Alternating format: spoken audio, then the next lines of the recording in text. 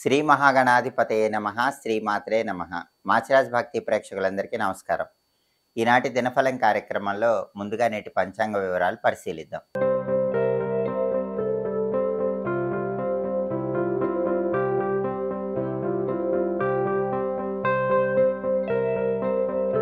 December 9 సోమవారం దినఫలాన్ని పరిశీలిస్తే అష్టమి తిథి ఉదయం 8 గంటల 3 నిమిషాల వరకు ఉంది. ఆ తర్వాత నవమి తిథి వచ్చింది. పూర్వభద్ర నక్షత్రం మధ్యాహ్నం 2 గంటల 55 నిమిషాల వరకు ఉంది. ఆ తర్వాత ఉత్తరాభద్ర నక్షత్రం వచ్చింది. సోమవారం పూర్వభద్ర నక్షత్రంతో కలిసి వస్తే ముసల యోగం ఉంటుంది. ఈ ముసల యోగం దుఃఖాన్ని కలిగింపజేస్తుంది. అంటే 12 రాసుల వాళ్ళు పని మీద బయటికి వెళితే ఏదో ఒక విధంగా ఆ పనుల్లో దుఃఖం కలిగే సూచనలు ఉన్నాయి. మధ్యాహ్నం 2 గంటల 55 నిమిషాల తర్వాత ఉత్తరాభద్ర నక్షత్రం వచ్చింది. సోమవారం ఉత్తరాభద్ర నక్షత్రంతో కలిసి వస్తే గదాయోగం ఉంటుంది. ఈ గదాయోగం చెడు ఫలితాలను కలిగిస్తుంది. అంటే పని మీద బయటికి వెళితే ఏదో ఒక చెడు జరిగే సూచనలు ఉన్నాయి. అంటే యోగాలు రెండు వ్యతిరేకంగా ఉన్నాయి. అయినప్పటికీ పని మీద బయటికి వెళితే విజయం రావాలంటే, కార్యసిద్ధి లభించాలంటే, ప్రయాణాలు విజయవంతం అవ్వాలంటే 12 రాసుల వాళ్ళు పని మీద బయటికి వెళ్ళేటప్పుడు అద్దంలో మీ ప్రతిబింబం చూసుకుని వెళ్ళండి. అప్పుడు ముసల యోగం, గదాయోగం రెండు యోగాలు కూడా వ్యతిరేక ఫలితాలు ఇవ్వవు. యోగాలు వ్యతిరేకంగా ఉన్నా మీ ప్రయాణాలు విజయవంతం అవుతాయి, కార్యసిద్ధి లభిస్తుంది.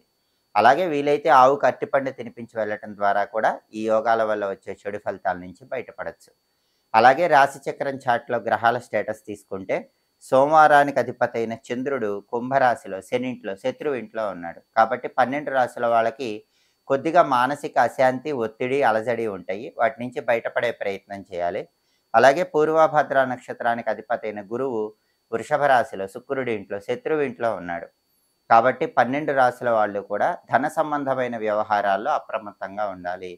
సాంఘిక వ్యవహారాలు నిర్వహించేటప్పుడు కూడా 1కి 10 సార్లు ఆలోచించి నిర్ణయం తీసుకోవాలి. అలాగే ఉత్తరాభద్ర నక్షత్రానికి అధిపతి అయిన శని కుంభరాశిలో సొంత ఇంట్లో బలంగా ఉన్నాడు. కాబట్టి 12 రాశుల వాళ్ళు కష్టపడి పనిచేస్తే కష్టానికి తగిన ప్రతిఫలం ఖచ్చితంగా లభిస్తుంది.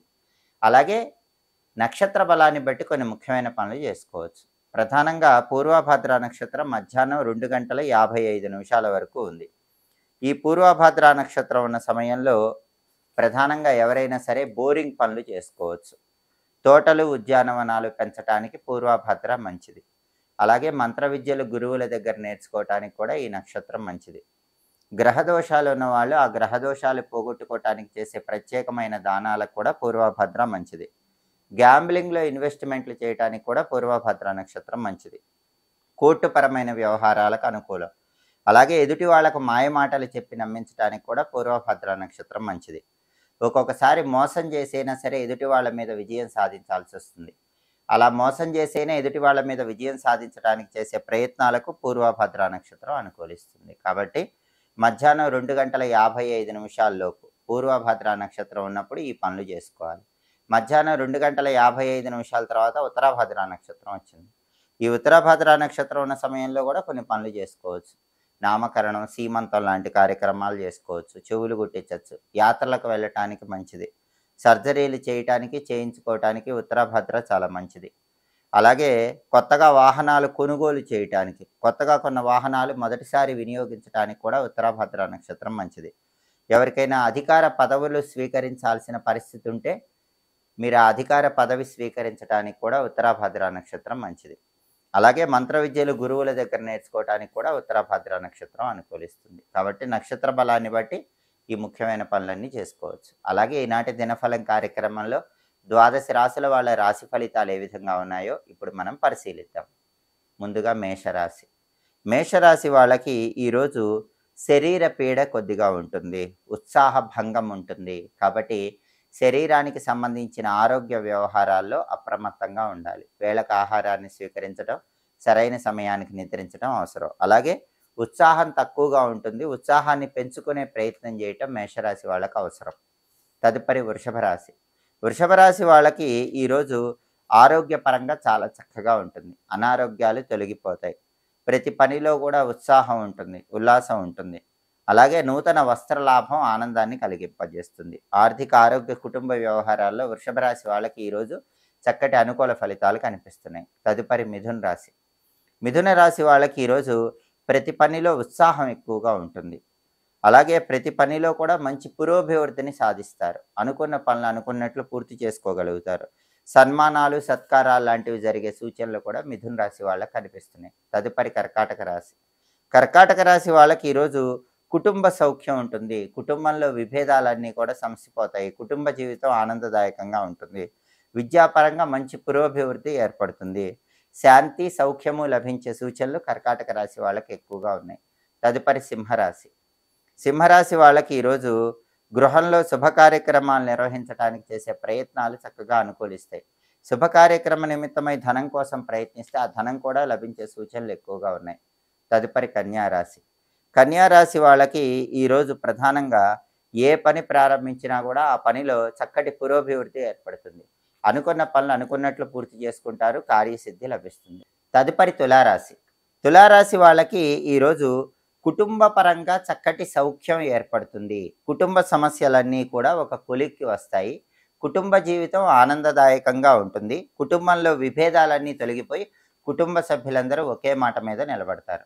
తదుపరి వృశ్చిక రాశి. వృశ్చిక రాశి వాళ్ళకి ఈరోజు ఉద్యోగపరంగా ప్రమోషన్లు వచ్చేటటువంటి సూచనలు ఎక్కువగా కనిపిస్తున్నాయి. అలాగే ప్రతి పనిలో కూడా సుఖము, శాంతి, సౌఖ్యము లభించే సూచనలు వృశ్చిక రాశి వాళ్ళకి ఎక్కువగా ఉన్నాయి. తదుపరి ధనుస్సు రాశి. ధనుస్సు రాశి వాళ్ళకి ఈరోజు ప్రధానంగా ఏ పని ప్రారంభించినా సరే ఆ పనిలో కొద్దిపాటి ఇబ్బందులు కలిగేటటువంటి సూచనలు కనిపిస్తున్నాయి. అనారోగ్య భావనలు వెంటాడే అవకాశాలు ధనుస్సు రాశి వాళ్ళకి ఎక్కువగా ఉన్నాయి.